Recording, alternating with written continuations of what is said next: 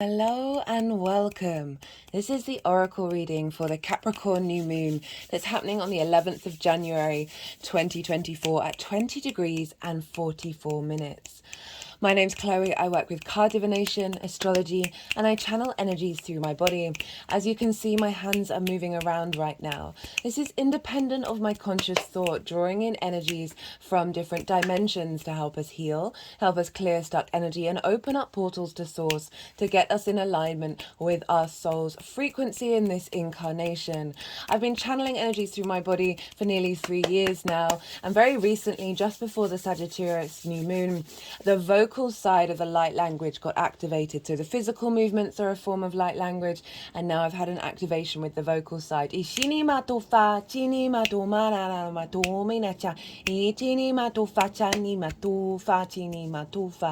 still integrating all of this. Sometimes I'll get words translating it, a lot of the time not at the moment. Even if you're just not consciously aware of what's going on, these movements and the vocals are all helping clear energy in your light body and bring in activation codes to get you more in alignment. So this will be happening throughout the reading.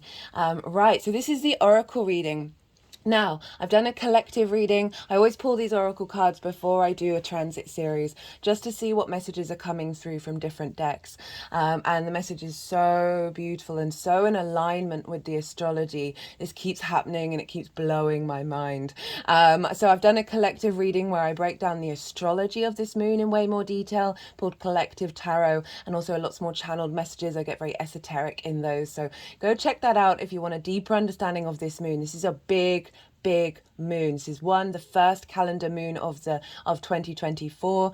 This is the first of 4 Capricorn moons that we're having this year. It's the last moon with Pluto. It's conjunct Pluto for the next 200 years. It's also square the nodes exactly and trine Uranus. We've got some really powerful energy. We've also got some beautiful sextiles and trines with Jupiter, Saturn, and Mars, all feeding into this moon of longevity and motivation. I'm just going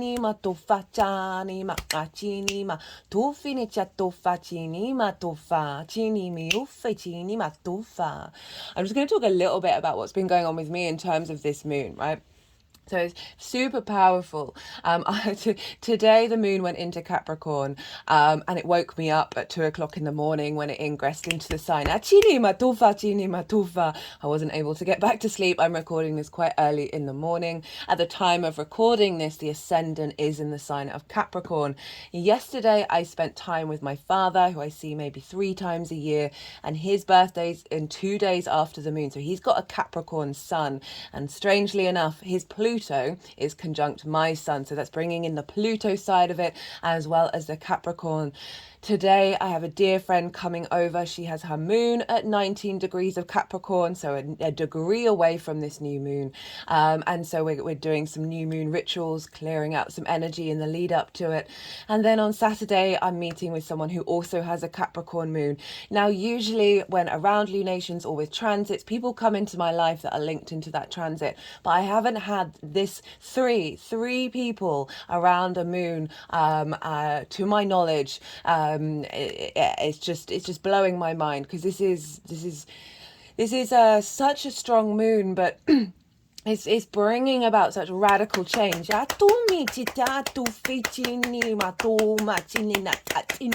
For the collective, right? So Capricorn is the collective earth sign. This is about our legacy. This is about cycles and thinking long term and planning and taking action that things may take a while. It's about deep nourishment and a reconnection to the mother, that we are part of this ecosystem.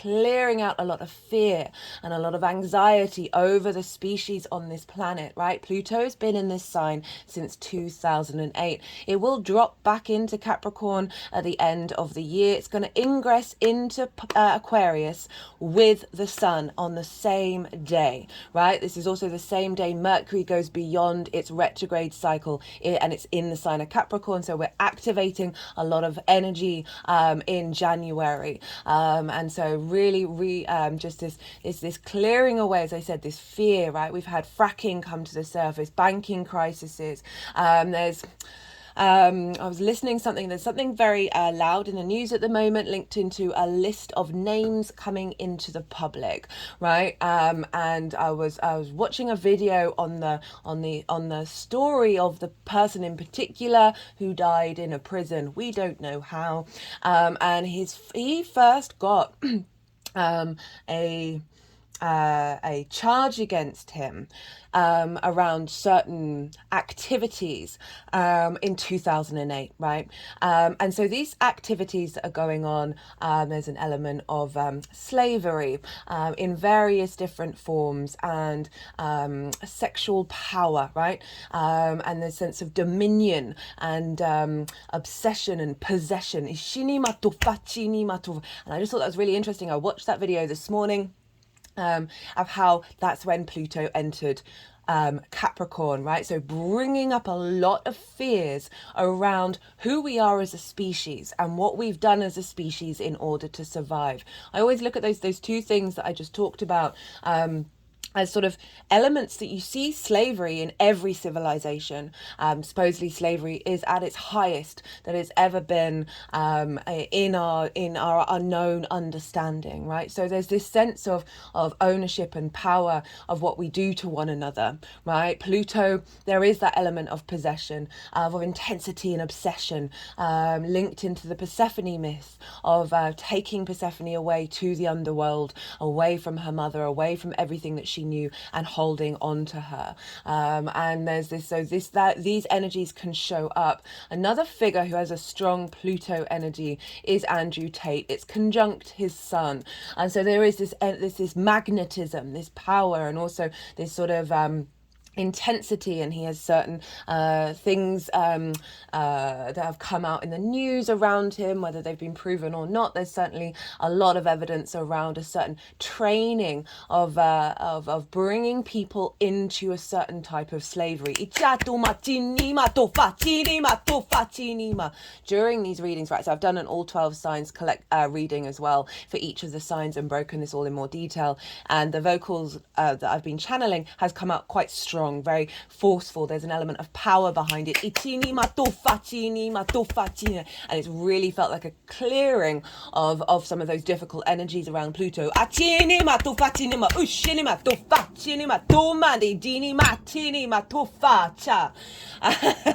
a laugh, really.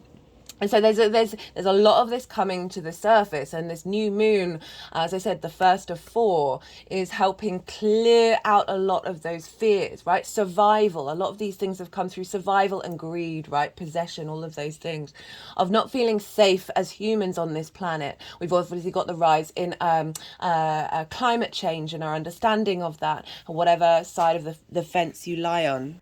There is an overall increase in our awareness of the cycles that we're in, right? And so helping us navigate that on an individual level, and helping us move through that, right? Pluto is linked into those heavier energies. It's transformation, it's composting, the cycles of life, death, and rebirth.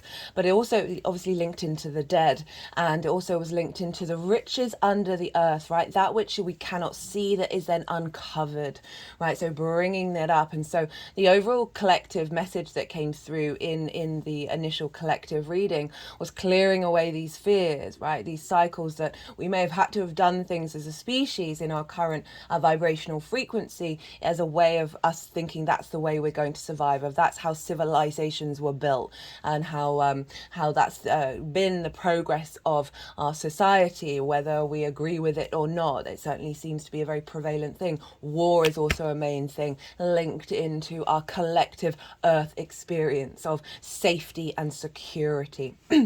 Now, clearing away a lot of that, and helping us bring in the wisdom, helping bring in the wisdom of the earth, wisdom earth keepers, and allowing that wisdom of the collective, of our collective earth energy, your ancestors, Pluto is linked into that. It's not going to be 200 years until we have another Capricorn moon with Pluto, and that 200 years represents 7 generations, breaking 7 generations of limitations and restrictions. It's a very esoteric number of that 7 generation field. We've just come out of a 7-year numerology. Of liberating that, and then connecting collectively to that earth energy of the ecosystem of the cycles of time. I mentioned Graham Hancock in the collective reading. Whether you agree with him or not, he's certainly giving us information and posing questions that we should question the narrative that we're in this fear, competitive cycle mentality of scarcity. Also listening to there's this amazing, I can't remember her name, but there's an amazing activist. She's an Indian lady. She's very well renowned, and I apologize for not remembering her name. She talks about how the fact that there are certain powers that are creating scarcity around farming to bring us into this space of fear.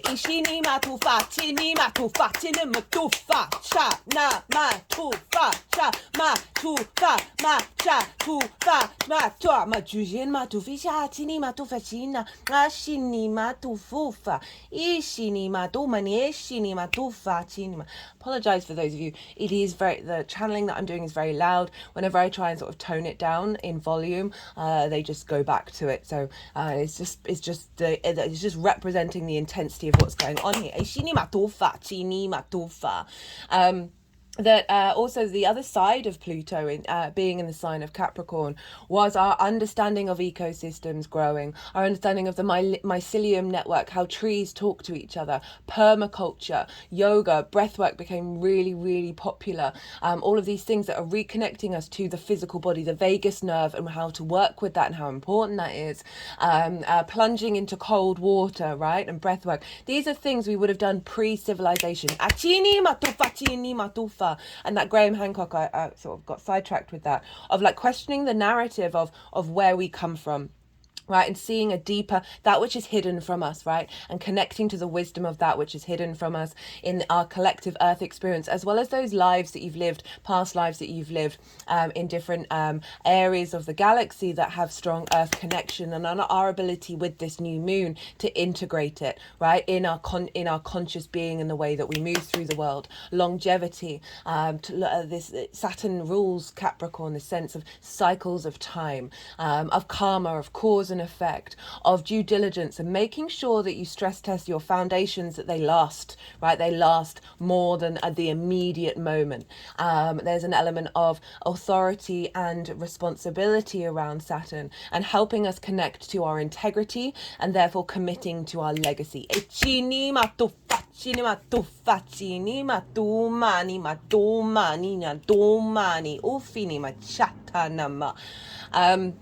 And so we have this very strong sense of tradition and bringing in the wisdom from our elders. The Saturn is a very mature planet. The signs of Capricorn and Aquarius don't tend to really lighten the load. They don't tend to mature until around the mid-30s, right? So really highlighting this sense of patience and allowing things to unfold. And obviously we've got 4 moons here, so they're going to be unfolding a longer cycle story. As well as that tradition, right, that's came through, we also have the trine with Uranus. Uranus is a very liberating energy. It's the maverick, it's the rebel, it's breaking against tradition, breaking against conformity, clearing paths, breaking chains in order to liberate your independent spirit and be comfortable and confident being able to be that in society, in the collective. And so we've got this sort of more galactic energy coming through with a trine, bringing wisdom, elevation, expansion, a sense of faith and knowing that we are bringing the wisdom from the past, from our traditions, but looking to the future and activating new pathways with that wisdom.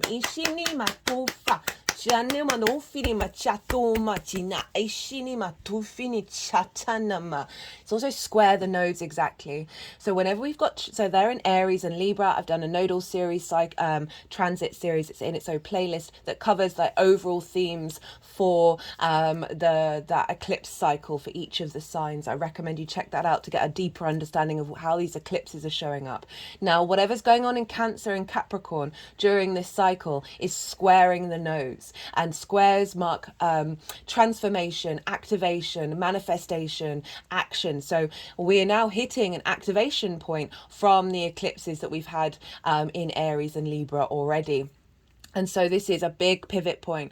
The Cancer area is the bottom of what's being pulled down, refined, reused, and then the Capricorn energy is what's raised high and where are we headed, right? So on a personal level, this is an activation of that Aries Libra axis of us being independent and autonomous without constantly causing conflict. Like, so releasing a lot of the shadow side of Aries and activating the positive. Libra, clearing out people pleasing and allowing diplomacy and grace and a sense of justice coming in, and allowing us to be our individual self in the social dynamic. And this is being activated by this big new moon in Capricorn that is serving us for the long term. I talked about Jupiter and Saturn. Saturn obviously rules Capricorn, but Saturn's in the sign of Pisces, ruled by Jupiter, so they're influencing this moon. But also Jupiter's in Taurus, ruled by Sagittarius, so Venus is playing a big role in this. Even though it's a Saturn-ruled moon, Jupiter and Venus are in each other's signs, so there's this element of mutual reception. So they're playing ping pong with the energy of dominance over this moon, of how it's being impacted. We've got the two benefics playing a big role in this very intense moon, which why it feels not as crazy as it could do, right? Conjunct Pluto, square the nodes. This is ruled by Saturn. This can be a big energy, and it's very likely to be so on the main stage. But on an individual level, at least in the immediate future, I always feel that the downloads that come with these moons have permeate in a longer term cycle with the collective. But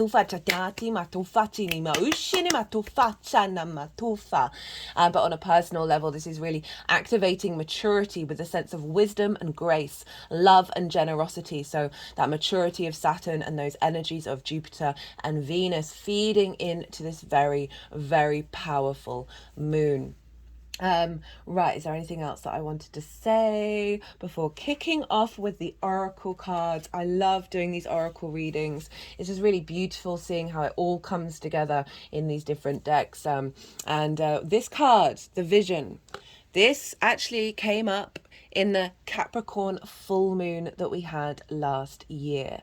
And this is kind of highlighting the fact that Capricorn takes its time, right? This is the vision. You see here a mountain. Capricorn is linked into the mountain goat of climbing that mountain, putting in the hard work to get that higher perspective, to get that level of maturity and depth and deep nourishment with the earth energy.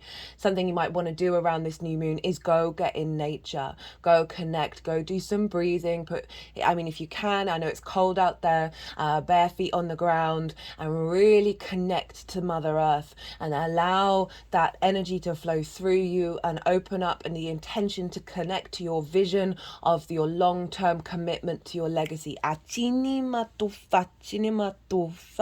Bringing in the energies of the wisdoms from the past and activating our potential evolutionary process in the future. Before I read these cards, I'm just going to say a quick outline of what they represent. So we have the vision above the father, and this card very much felt like, for me, a clearing away of the sort of more intense shadow side of the masculine, right? The yang active side, the war economy, the greed, the constantly taking action, constantly needing growth, rather than allowing some time to pause and nourish and nurture and bring a level of nuance and observation to our actions, right? Not necessarily being black and white about things. The yin energy really allows that. And this is a yin sign. It's an earth sign. It's a yin feminine night sign. And so allowing that to come through, and this moon feels like it's helping clear out some of those distorted energies around the masculine that is quite short-sighted in that sort of blinkered linear fashion, right? Rather than allowing that complexity to come in and give ourselves pause to think before taking action. There's been a lot of things being going on over the last couple of years, whereas if we just breathe, take a breath and step out of fear and take in the context of what's going on, things may have turned a little different.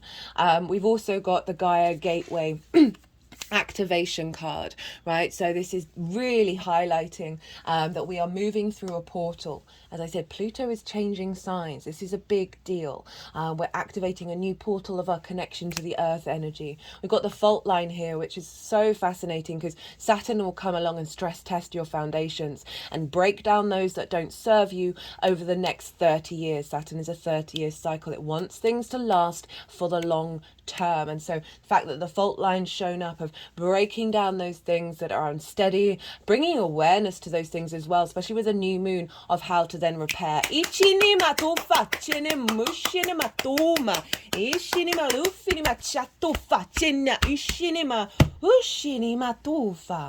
then we've got the source card here, bringing in the earth energy. She is a mother, she is a lover, she wants us to thrive. We are her children. It's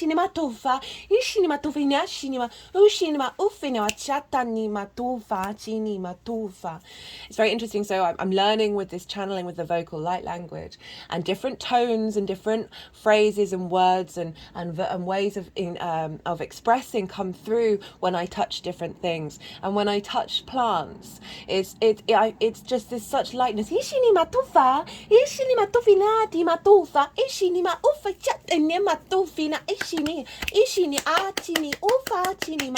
such a lightness, there's a childlikeness to it, of the joy of being around children, right? Of being around the multitude of kin, of your brothers and your sisters.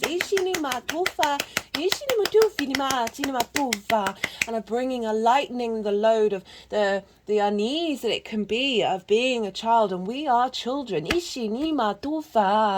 And not wanting to be stern or heavy, but just bringing that lightness to us. And even though this is a big moon, it does, and it's very strengthening, and it does feel like there's this element of joy coming in. This element of, there's a different perspective that we can take about our collective energy.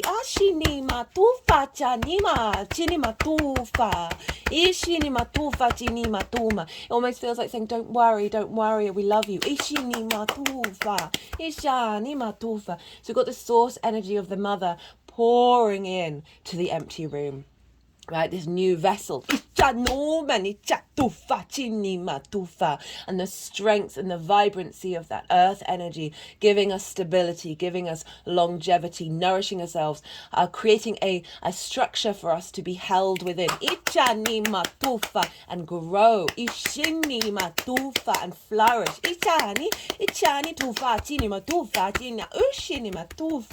To reignite the flame.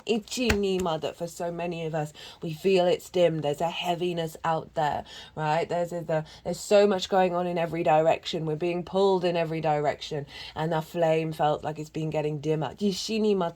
While at the same time there is another flame around that dim flame, right? If you think about the flame, there's actually blackness. There's a void in the middle of it that is activating to give us strength, give us vibrancy, give us our spark of spirit back, acknowledging that we are the universe manifest in individual form, and that we have the strength and the power to be able to tackle anything that comes towards us, and not walk with fear and walk with curiosity.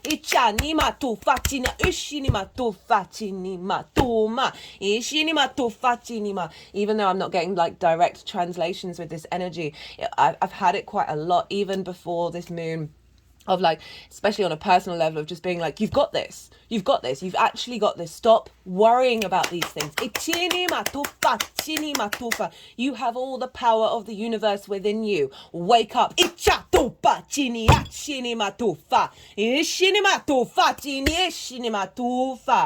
And then we've got 2 galactic cards at the end, which I love the contrast of the energies here that are really represented in the astrology. Obviously, Uranus is over in Taurus, which is the personal earth sign. How do we connect to our unique galactic beings in our personal understanding of our interaction with the 3D realm? And it's about reconnecting with the earth, which will liberate us and bring in that galactic forward thinking energy. We've got Arcturian light codes here, which is like, and one of the phrases says recalling power, bringing that power that is no longer distorted.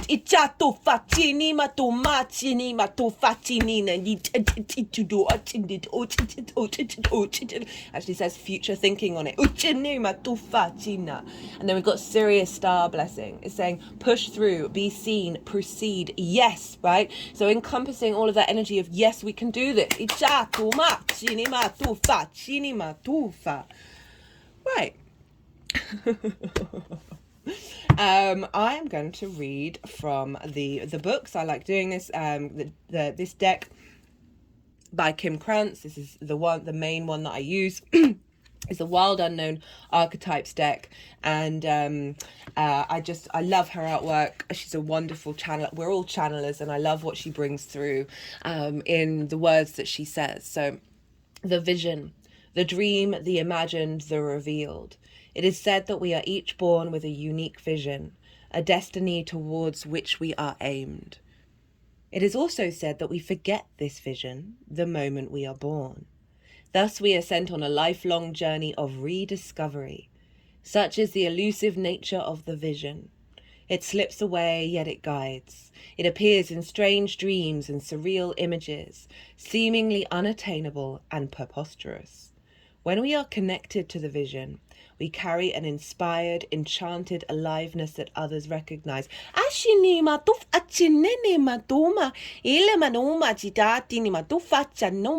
You see here, there's a fire in the mountain, that spark that is being reignited.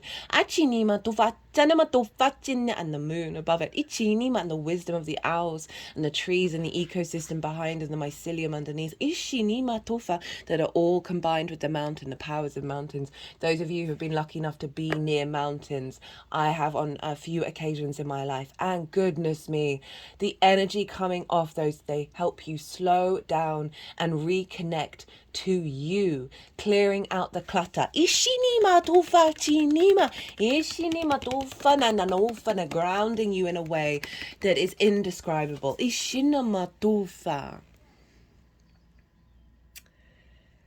We trust the world and its synchronicities. We walk through new doors, the portal, into wondrous opportunities. We all want to be near those with vision. They emit energy more potent than any elixir. When we lose connection to the vision, life becomes dull and exhausting, lacking meaning. Bring back the mystery, bring back the dreams. You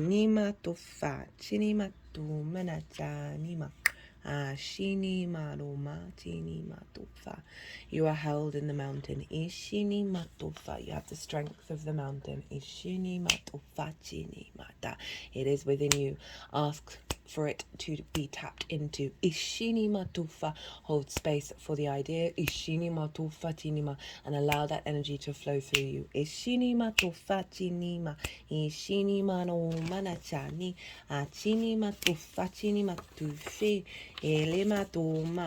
Ilima doma ni na chana matufa chini matuma asha itani matu fini matufa chini tani matufa. The father. Alongside the mother, the father resides in the central axis of the archetypal family. The father embodies both light and dark aspects of the masculine. Thus, he is infinitely dynamic and complex. His energy is strong and regal, embodying such virtues as honesty, wisdom, and loyalty. Yet ironically and simultaneously, the father is often absent, literally or emotionally. Through absence or action, the father eventually reveals that he is neither a king nor a god, but a human being with many flaws and wounds. He is both the guardian and the one who leaves us to the wolves. Yet Here yet gone, the champion and the failure. The father can never resolve or escape this duality. It is inherent in the archetype itself. Witnessing the father's limitations allows the child to grow beyond the family and into the world. Ichani matufa, chini matufa. So really interesting, that last line of witnessing the limitations, witnessing the faults of that masculine energy allows us to see new narratives come through, right? Allows us to make decisions and choices beyond those limitations, beyond those restrictions. Ichini matufa, and the flaws. Ishini matufa. What I really like is at the top, she always puts a couple of key words. And this is the flip side of the father energy. I wanted to bring in that first message because that's what came through very clearly in the collective reading. But there's also the other side of it. We've got the great father, the protector, right? There's this element of through those difficult journeys, it is an element of protecting us in the pace in which we move. Remember, Saturn is a longer term cycle. Capricorn, Aquarius, longer term cycles. And there's this sense of it's making me think about throughout history, libraries have magically just burnt down, right? Big, important libraries that hold a lot of knowledge. And as a very young kid, I was like, that's suspicious. That seems sus. And there's this theory that throughout time, our growth has been curtailed because there's our energies that think more in the longer term cycles, the eons rather than the decades, that see the tapestry and want us to be in more flow and more harmony and say, hey, patience, slow down, it's okay, right? So there's this element of protecting via limitations.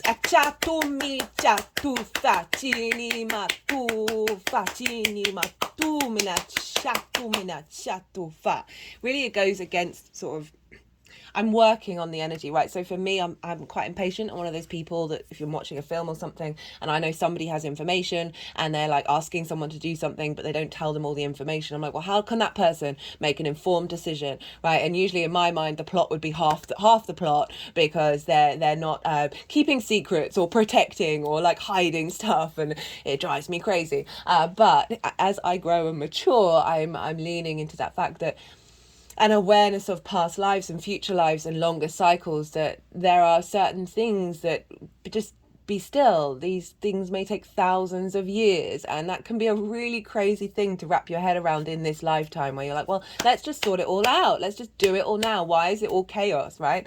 And it helps me get perspective about what's going on in the world, because it's mental, it's absolutely crazy, it just seems so stupid, all of it just seems really dumb. And it's like, why is everything so dumb? Why are we all so, not all, but you know what I mean, but it's all linked around money and greed and possession. It's like, well, that's getting you so far. That's getting you so far. It's not going to get you 1,000 years in the future. There's a channeler called Erin Lyons who I really appreciate.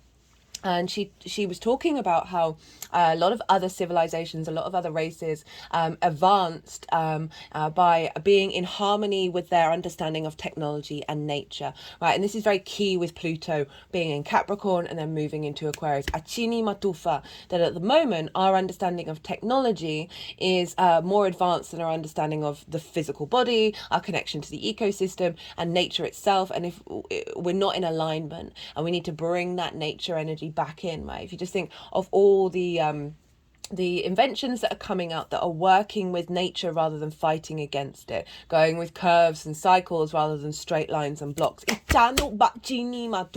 last longer, have more longevity. And we're in this environment right now, this consumer environment that doesn't focus on that, because it's focused on the short-sighted energy of money, of greed, of growth rather than sustainability.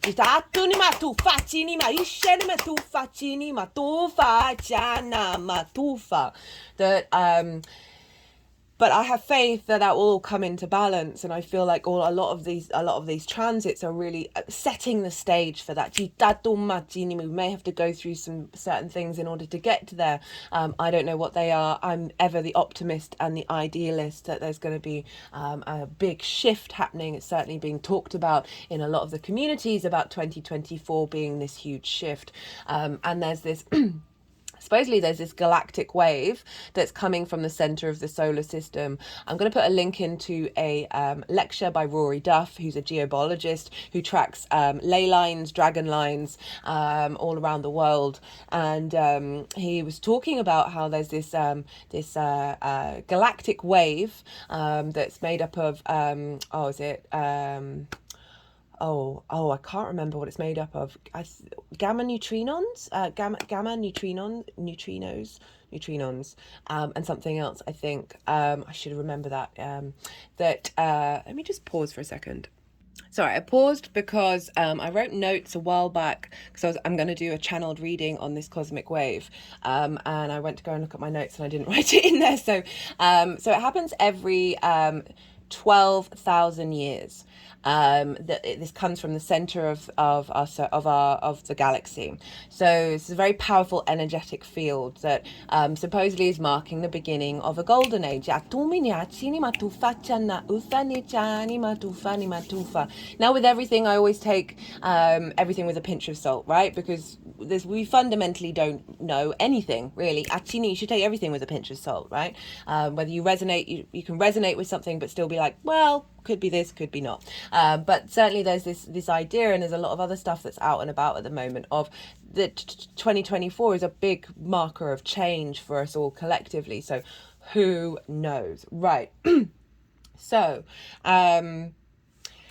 yes, right. Where was I? My brain just fried. So I didn't write any notes for this, and there's lots of things just keep wanting to come through, and that sort of sent me off guard. And also when my memory's never been the best, and then when you're channeling, like it's like everything then just drops out of your head. Right, so we then have the Gaia Gateway with the fault line card. Which one wants to be read first? Okay.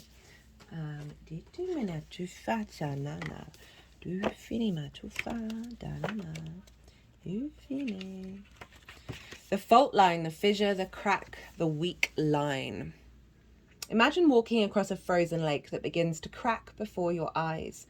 No matter how optimistic and brave you might be, panic ensues. You become fearful and tense and long for stable ground. Such is the energy of the fault line.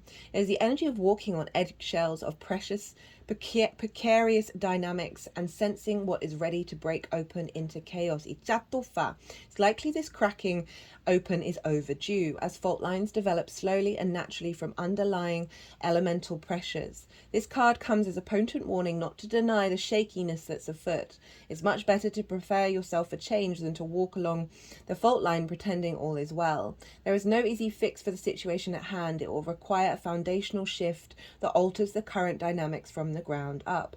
Redefining reality, breaking open. Now, also says in Japanese kintsugi pottery, gold is used to mend cracks. Breaks are thought of as precious rather than something to be hidden. So there's kind of a bit of mixed messages with this one. Especially with the Gaia Gateway activation card that wants to be with it, this kind of feels like that's what's being cleared out on an individual level. I forgot to mention, like, seeing my dad often when I see him, obviously is Pluto's conjunct my sun, so I'm constantly in a state of transformation and trauma around that energy. And this time was one of the nicest times we've had together. We were actually gardening in my garden. He was helping, he brought a fork and helped dig up some weeds out of a vegetable bed that I've got, and it was just, we were just in harmony with one another, and at no point did I have a little twinge of all the potential things that would normally come up. And I was surprised because I was anticipating, knowing the astrology, so the lead up to the new moon, and it's often when we're clearing things out that there would be things that would come up that would then get cleared out with this new moon, and instead it was just peace and tranquility and stability, and it was very bizarre, and it was as if those fault lines don't exist anymore.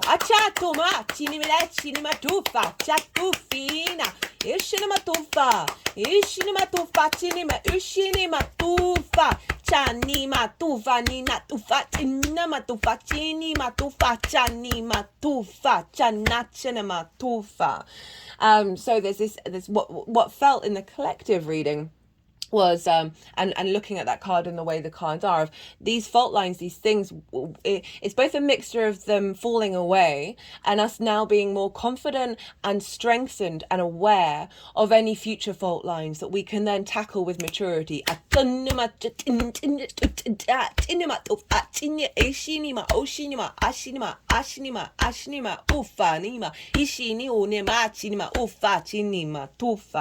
So super powerful with that one of like being aware, being observant, right? The yin energy, observe your environment, be mindful, and bring nuance and depth to your observations.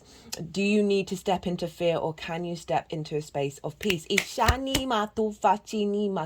if it's a difficult situation, have the strength and the ability to be able to work your way through it, right? And give yourself the grace and the of time and peace within yourself.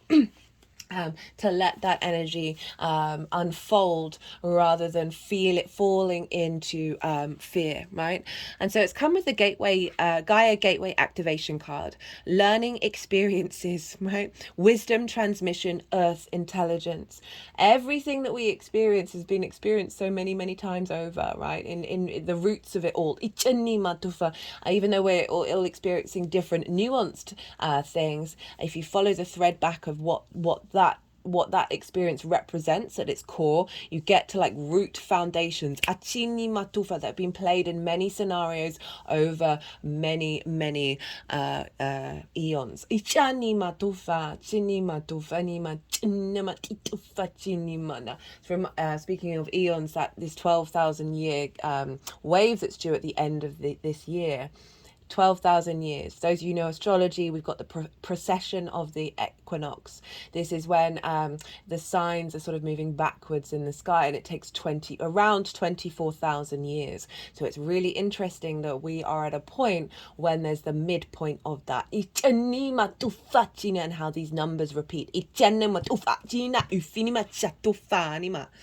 The Gaia Gateway is the chakra that connects us directly with the mind and intelligence of Mother Earth. This chakra is not very well known, but is now being acknowledged as one of the key energetic spaces we can connect to. Activate the ascension process. Oh,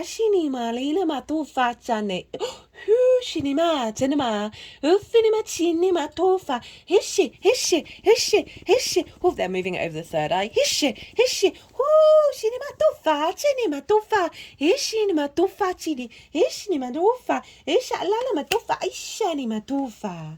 For many years, ascension has been thought of as moving beyond the limitations of the body and transcending the physical realm. But it is in fact the process of becoming present in the body and fully aware of the spirit within. I'm sure you might have seen the phrase, I've definitely seen it pop up on Instagram, of your spirit. Your soul isn't in your body is in your soul. Your spirit is in your soul. Sorry, your spirit, your body is in your spirit. As in that soul, spirit energy is bigger than the body itself. It is holding and containing the beautiful vessel that we are in. The Gaia Gateway is found below our feet, under the Earth Star chakra. But when we're connecting to it, it's best to imagine it as the center of the Earth. The best way to describe it is a wormhole or portal in the center of the Earth that allows us to connect directly with the non-physical intelligence of Gaia. So that's just confirming what I was like. My interpretation of the astrology just showing up very loudly in these cards of our ability with this new moon to connect to the wisdom that will help support us and strengthen us moving forwards. The Earth is a highly spiritual, intelligent, aware being. She has lived through many challenges and experiences that have led her to where she is today. No matter what has been served up to her or how many of us have mistreated her, she has found a way to survive and thrive. It's the consciousness of the Earth that we are facilitating.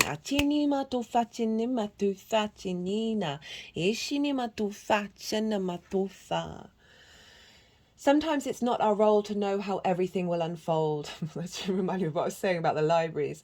When you draw this card, it is a reminder to trust the plan, trust the vision. Even if you don't know what the plan is. Capricorn's very good at planning though. Mars is in this sign for a while. Mars is exalted in Capricorn.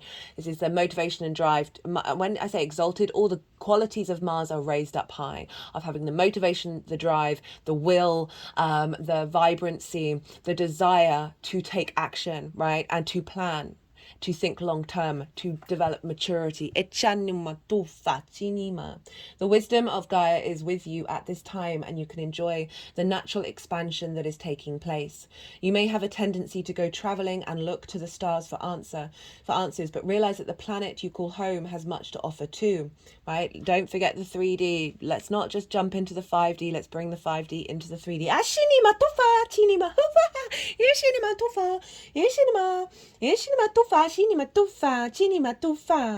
You have chosen to be here. This may not be easy to accept, especially if your current reality is a harsh one, but your current experiences are vital for your growth.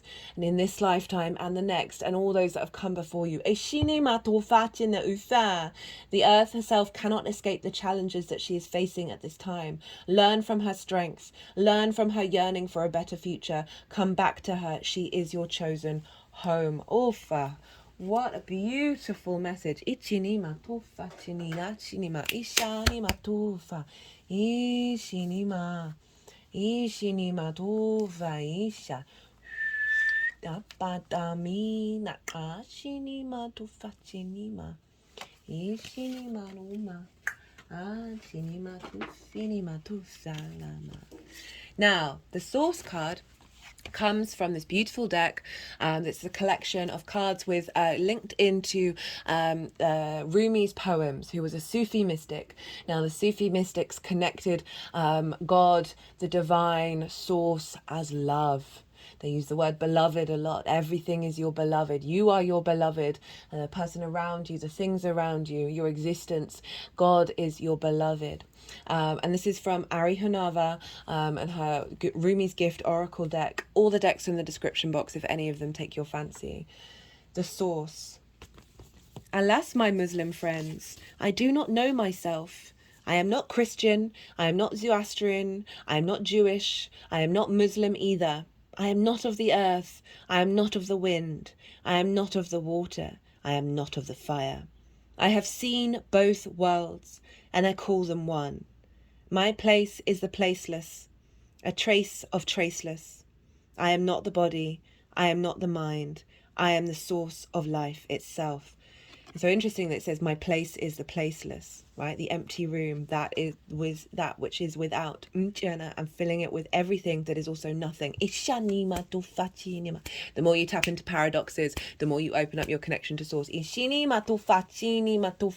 we've got the support from Gaia. We've got that energy coming through to us into our physical vessel, which I see as the empty room, and also connecting to source energy, right? That is where the earth comes from.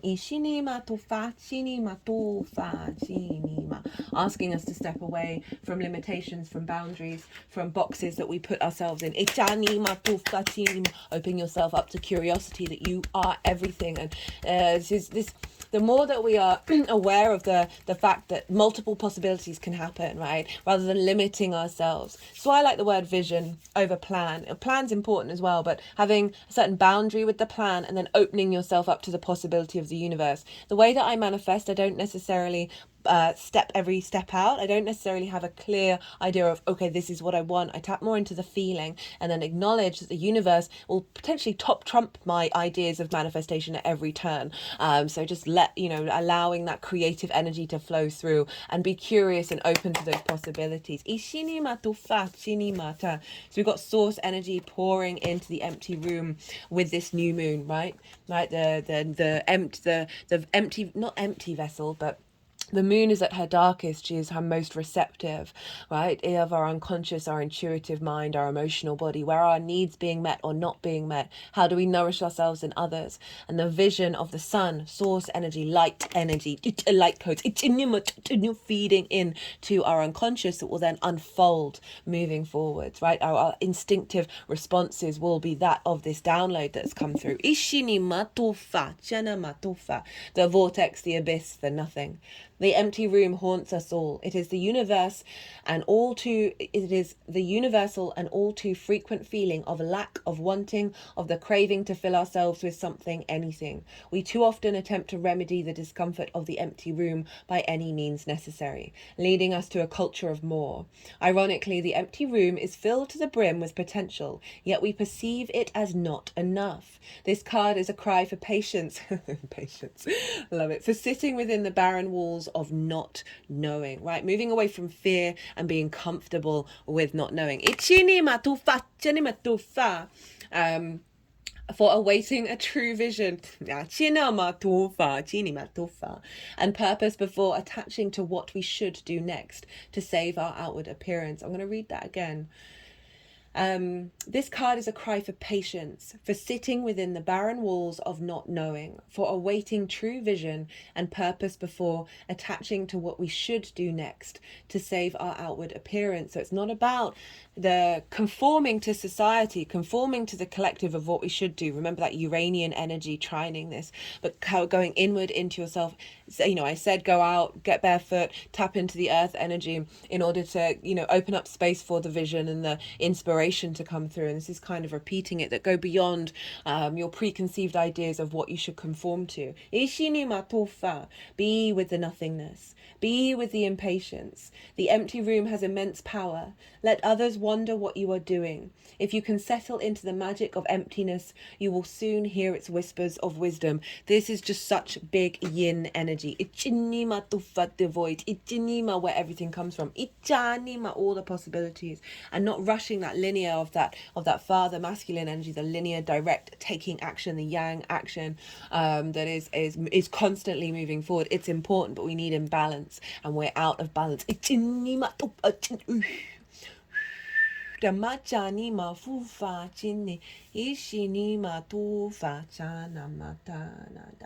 Spaciousness, potential, possibility.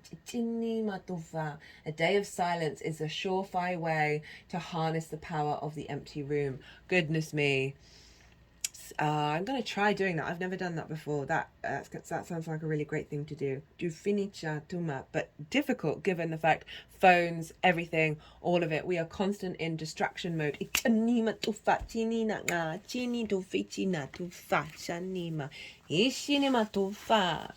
then we have the flame, right? This reignition in the empty room. Ishina, in the mountain.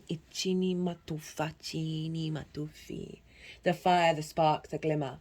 In Sanskrit, the word for fire is Agni. Ashinamudoma usinama shata. Ashita. Ashita. Ashita. Chitamatofa. Ashok. Atino. Atino. Atino. Atino. Atino. Ainamutoma. The ancient yogis saw this flame at the center of the abdomen and believed it to be responsible for our vitality. This is the sacral chakra. This is the crucible, the dantian in Qigong and Tai Chi. This is the power of our fertility, our creativity that is within us, that's our connection, our portal to source. And very interestingly, Venus is playing a big role in this moon, of connecting to love, of creativity, of expansion, Isha of Jupiter and inspiration of Jupiter. When it is lit, we are connected to our purpose and sense that life is a sacred gift. It is said that those who cannot see the sacred around them have let their inner flame go out. Think of this card as a call to reignite that fire, to cup your hands gently around those things you've forgotten and protect the flame, no matter how harshly the winds around you blow. And if you think about that purpose of reigniting that, right? The vision card was saying how we come into incarnation with a vision that we then forget, and this flame is a reignition of that vision. protect the flame no matter how harshly the winds around you blow. Again, bringing back into the strength and the fact that we are in difficult times. It could be an inner alchemy that begs you to light its wick. It is likely that the poet, the mystic, or the shaman would call to you with the language of the flame. Health, mental clarity, good digestion, right? Gut, intuition. We're dealing with the moon here, of being in alignment with our legacy in our gut, in our intuition, and how we take action in order to ignite this flame. The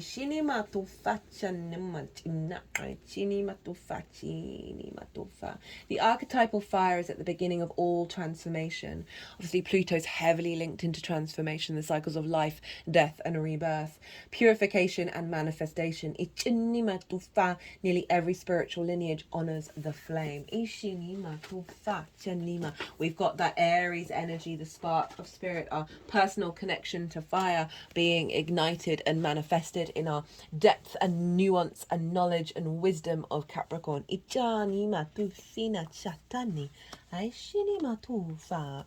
Right, final two cards coming up here. How long have I been? Oh, not too bad, not too bad.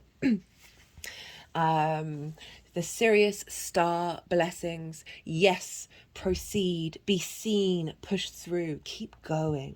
Sirius is the brightest star in the sky and was the utmost important to the ancient Egyptians. In fact, our current new year was celebrated as the coming of Sopdet, the goddess queen of Sirius, as during the last weeks of December, Sirius can be found high in the sky between midnight and dawn. And I think it's Sirius, I'm pretty sure, around the summer solstice, of it rising again, right? Rather than being at the peak, it's rising again on the horizon. And it marked the floods that came with the Nile, that replenished the earth.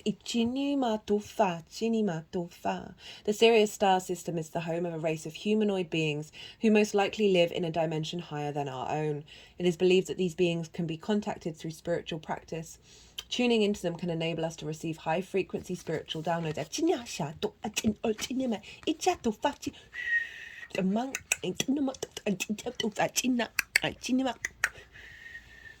This card draws the bright lights of Sirius and the support of the Sirian star beings into our world. When it comes to us, it helps us find light in moments of darkness. That's so funny, with the empty room and the flame in the dark. And, you know, the difficult topics I've been bringing up in this reading. When it comes to us, it helps us find light in moments of darkness and uncertainty, and to continue on. If you feel strongly connected to Sirius and the star beings, it's likely that you're connected to them on a spiritual level. It might even, if you take the time to locate the star in the sky, you might even have a sense of coming home. The message that comes with this gateway is a giant yes. It brings the energy of wishing on a star and seeing that wish come true. This is a time for you to move forward with any projects or ideas that you have felt called to carry out. Mars being in Capricorn after this moon is going to really facilitate that. There is an energy of positivity, abundance, and excitement surrounding you at this time. That's sort of bringing in that Jupiterian and Venusian energy. Whatever dreams you've been revisiting recently aren't dreams, but premonitions. Achani matufa. Know that whatever you're connecting with on the inside is soon to be something you'll be experiencing in the physical. So think about what you desire instead of what you fear. This is tying together absolutely everything that I said. And I read this about a week ago, so completely dropped out of my head. See yourself celebrating as if your wildest dreams have come true. Like, embody that emotion, like not necessarily of what the dreams are, but the feeling you feel as those dreams come true. As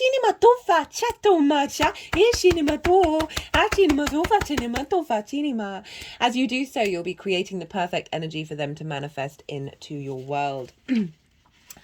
Oh, that was beautiful. That was beautiful to connect to. Thank you so much. I feel honoured and privileged to be drawing in this energy. The final card, we've got the Arcturian light codes, evolutionary downloads, recalling power, future thinking. Arcturus is a giant red star that is among the brightest stars seen from the northern hemisphere. It is around 25 times larger than our sun and can be found just beyond the Big Dipper. Many believe that there are light beings living on a blue planet orbiting Arcturus who are in the fifth or even higher dimensions. Some think they could be a prototype for what is possible on planet Earth. They are described as blue beings. For when they appear to those who can see them clairvoyantly. They are often blue-skinned or emanating blue light in their auric field. The Arcturian race are here to help those on Earth who feel called to facilitate healing and to move beyond draconian and patriarchal ways of being. Again, bringing in that father card. They guide us to realize that we have a great opportunity to evolve beyond these limited states. And if we don't, we'll be stuck on a karmic wheel for thousands of years before we get our next opportunity. Now, that I really don't like it when people say things like that. If you don't do this now, you're going to miss out on it forever and you're dooming everyone. Not my vibe. So I'm going to ignore that particular phrase. If that resonates with you, if it gives you motivation and drive to connect to your inner light, connect to integrating yourself and operating from a space of a universal autonomy in this current vessel, great, but not my vibe. They guide us to realize that we have a great opportunity to evolve beyond these limited states. Oh, no, just reread that one. If you feel, okay, well, just that then. Yeah, right, I'll just read that one again. They guide us to realize that we have a great opportunity to evolve beyond these limited states. If you feel called to this energy, tap in to imagine yourself enveloped in a golden, orange and blue light. Then say, great blue beings of the Arcturian race, thank you for downloading into my frequency forward-thinking energies that will support my evolution.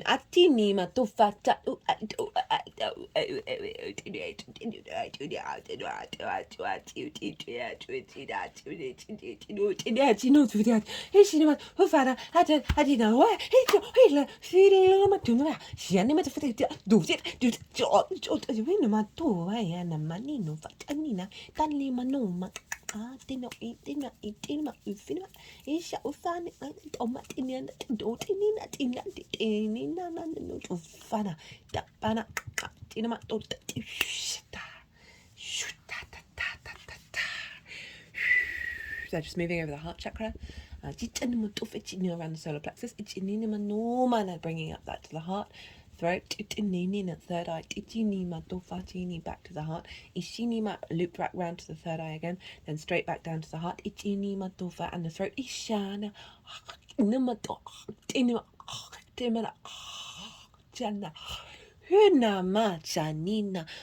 oh, my third eye is throbbing. Just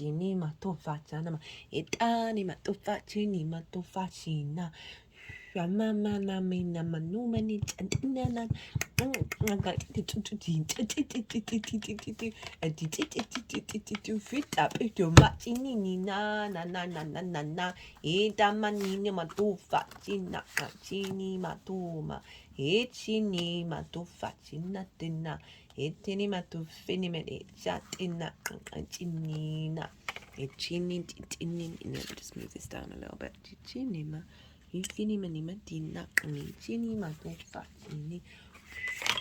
Okay, this is a piece of selenite. It's really good for clearing energy. It's basically salt.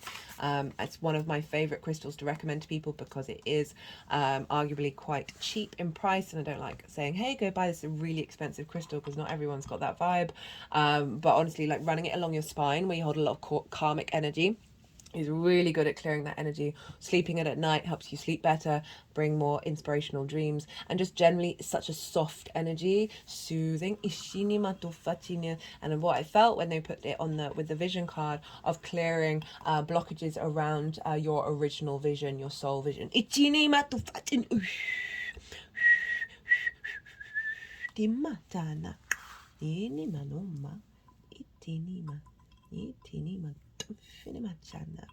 These crystals here are golden, I want to say golden Danube.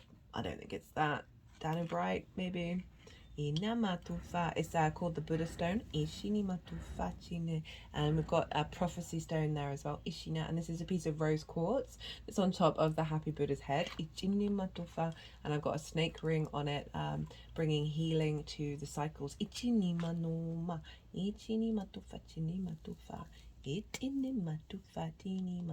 And we've got a piece of amethyst here, as well as a Lemurian quartz crystal. Itini matufa. You can evolve into a greater state of being now. This begins with how you approach even the most mundane of tasks in your own little universe. Show up in ways that you've never showed up before. Instead of checking out of this planet, it's time to check in. Instead of feeling that life is happening to you, realize that you have a huge part to play. Recall your power. Realize that you are part of the evolution of humanity, right? Collective earth energy. And it's time to become the leader you were born to be. It doesn't matter if you're leading yourself or a large group. Remember, leading yourself, that's a really lovely way of phrasing it. The key is to create more loving ways of doing things. Honor the ideas or thoughts that you've been having recently. If you've been hearing high-pitched noises, seeing flickers of light, or sensing that you are being visited by beings in your sleep, know that you are receiving downloads from heaven. Arcturians are with you. I never used to hear ringing in my ears. And then all this channeling malarkey started happening, and it's constant. Well, it's not constant, but it's throughout the weeks, throughout a week. It's not necessarily every day. Right. Okay. How long? Oh, just over an hour. I'm going to leave it with a little bit of vocal light language, and then I'm going to sign off. Thank you so much for being here. It's an honor and a privilege to read the energies and read for you all. Wishing you a beautiful new moon. Regardless of whether you're watching this after the event, you can still tap into the energy. This is part of a longer 6-month cycle. And I still feel that, you can still connect to the energy and set intentions, or just, allow that download, create space for it to come through. Ishini mato fatina, wishing you well out there. Be good to yourselves, be good to those around you, and most importantly, be well until we meet again. Ishini matufa, chini matuf, ichini ma, itini matufa, chini ni ni ni. Ishini ma ni matufa ni ma, ishini matufina, ina matufa, ini ni matufa ni matufa, achini matufa, achini matu,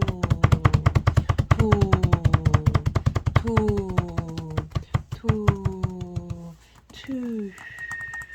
Damichana, Ijani matufani na, ani namu.